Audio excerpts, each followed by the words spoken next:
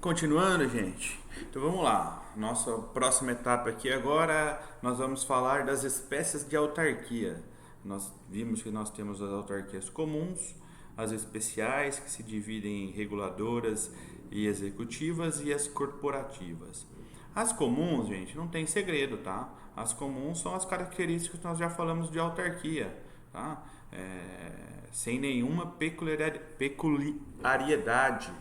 Tá? Elas são criadas para desenvolverem atividades típicas do Estado, não sobrem, a única subordinação que elas sofrem do ente da administração pública direta é a finalística, sem fins lucrativos.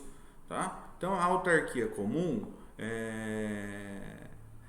são as características que nós já falamos de autarquia mesmo. Não tem nenhuma peculiaridade que a diferencie das outras. Nós vamos ver que nas outras nós temos algumas peculiaridades que as diferenciam da comum. Tá certo? Então, a autarquia comum são aquelas características que nós já vimos. Professor, cita alguma autarquia comum que a gente conheça. Acho que a mais conhecida é o INSS. Tá? No nosso material que eu deixei para vocês, eu estou citando outras, tá? Mas o INSS, Instituto Nacional de Seguro Social, uma autarquia que garante a proteção aos cidadãos por meio do reconhecimento de direitos com o objetivo de promover o bem-estar social. Esse slogan, se você procurar na internet, vai estar lá sobre o INSS. Tá? Então, o INSS é uma autarquia comum, tá? Não tem nenhuma peculiaridade que a diferencie para ela se tornar uma autarquia especial, uma corporativa. Outro tipo de autarquia comum é o DENIT, gente. Departamento Nacional de Infraestrutura de Transportes. Outra autarquia comum, o IBAMA, Instituto Brasileiro de Meio Ambiente e dos Recursos Naturais Renováveis. Focando então novamente, a autarquia comum ela não tem nenhuma peculiaridade que a diferencie das outras. Então são aquelas características padrões que nós já vimos, tá? Criadas por lei, não sofrem subordinação, tem autonomia financeira e administrativa, os dirigentes são escolhidos pelo chefe do poder executivo, tá? Gente, autarquia comum, alguns exemplos: INSS, DENIT, IBAMA.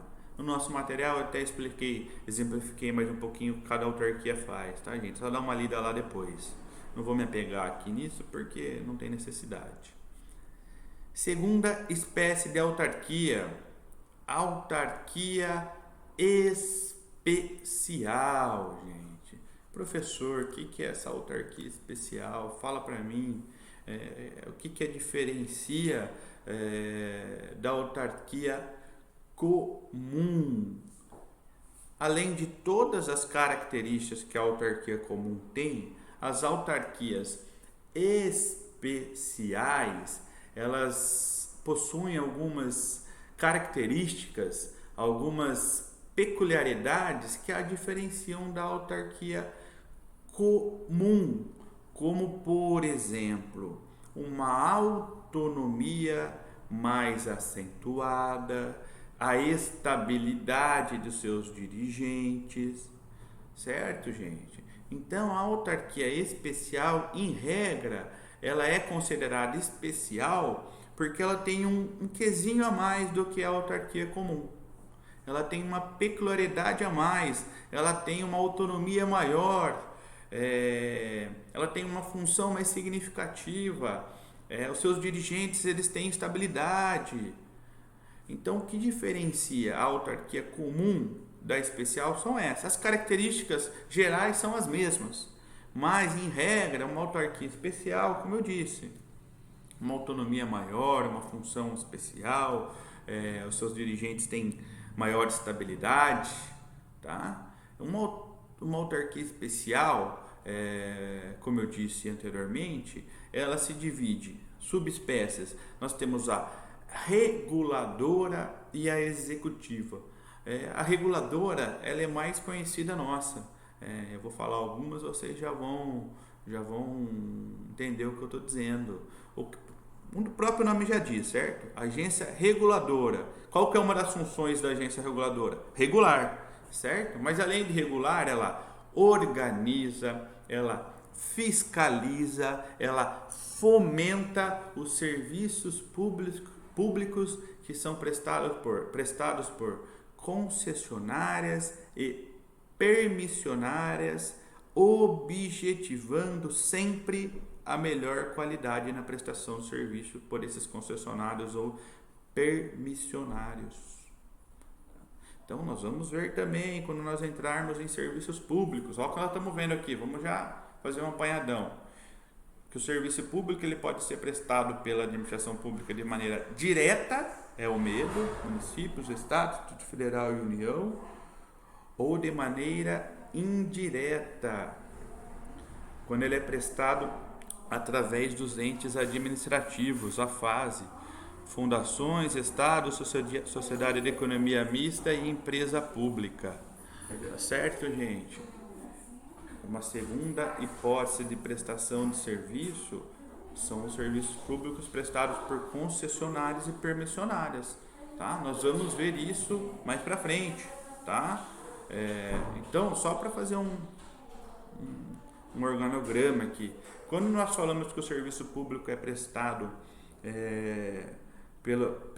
pelos entes administrativos ou pelos entes políticos, a administração pública direta e a administração pública indireta, nós chamamos de quê? De serviços de primeira geração.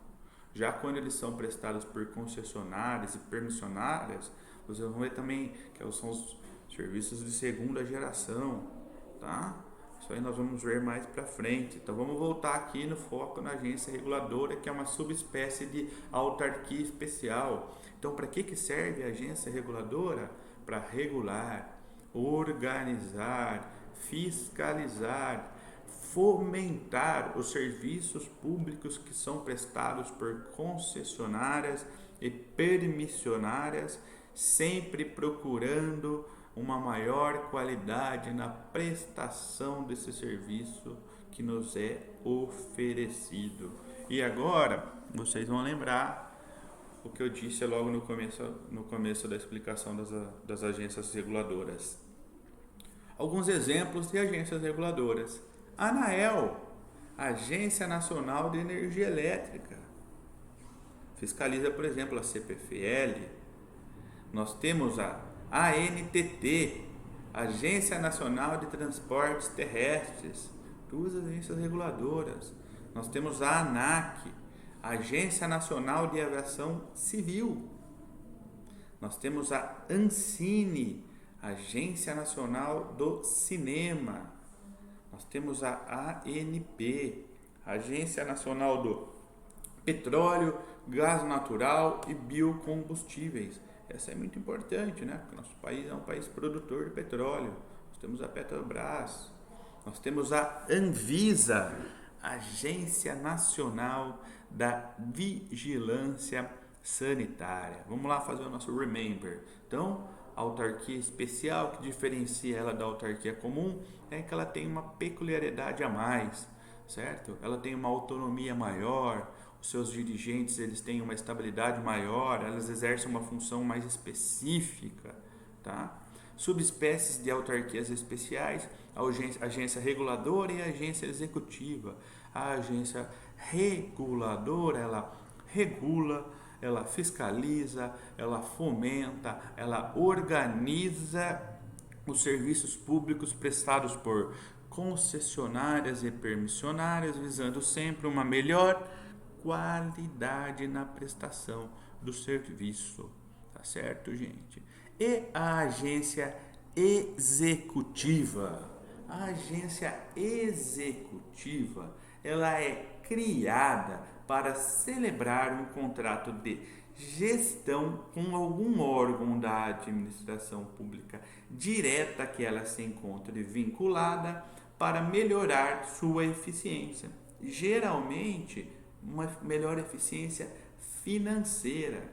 Então vamos pensar o seguinte: temos lá algum órgão da administração pública direta, ou seja, a administração pública direta prestando um serviço de maneira centralizada, de maneira direta.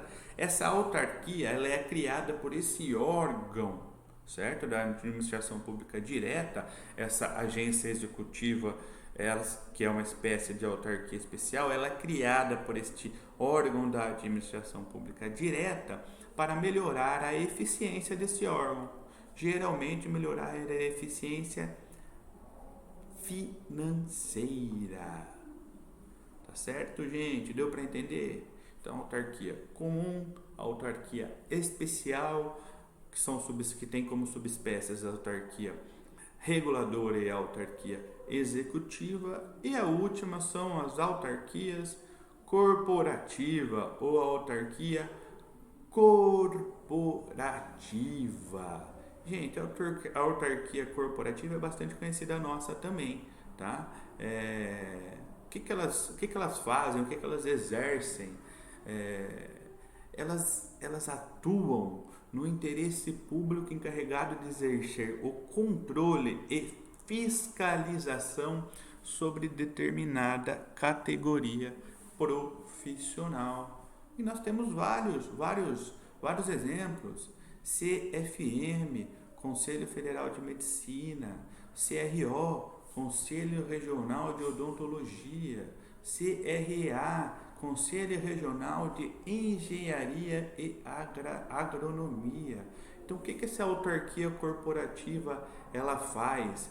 Ela é encarregada de exercer o controle e a fiscalização sobre determinada categoria profissional.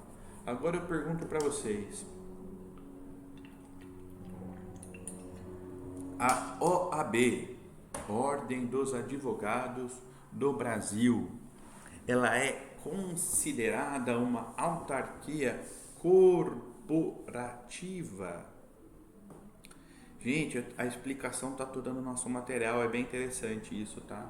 A resposta, para você chegar nessa resposta, você tem que ver o resultado do julgamento da ADIM, Ação Direta de Inconstitucionalidade, julgado pelo STF, número 3026-4 do Distrito Federal, tá?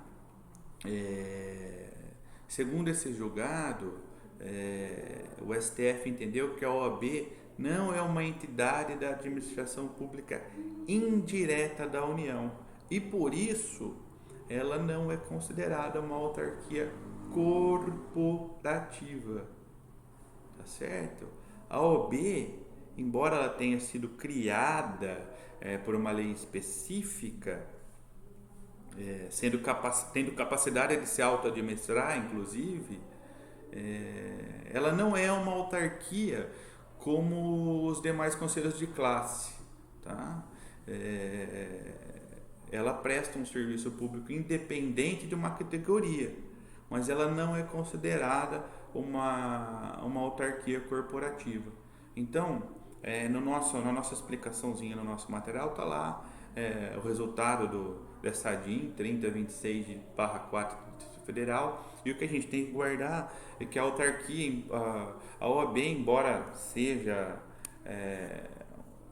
uma entidade que represente uma categoria de profissionais, somos nós advogados, ela não é considerada uma autarquia corporativa como, por exemplo, o CFM, que é o Conselho Federal de Medicina, tá?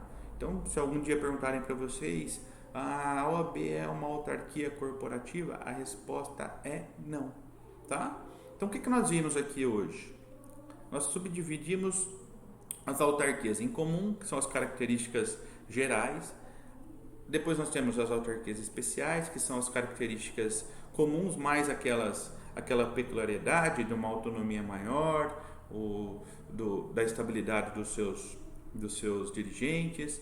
Essas autarquias especiais, elas se subdividem em reguladora, fiscaliza, regulamenta lá os serviços prestados por concessionárias e permissionárias. Temos agências executivas para melhorar a eficiência de um órgão ligado à administração pública direta, e temos a autarquia corporativa que fiscaliza determinada categoria profissional, tá certo?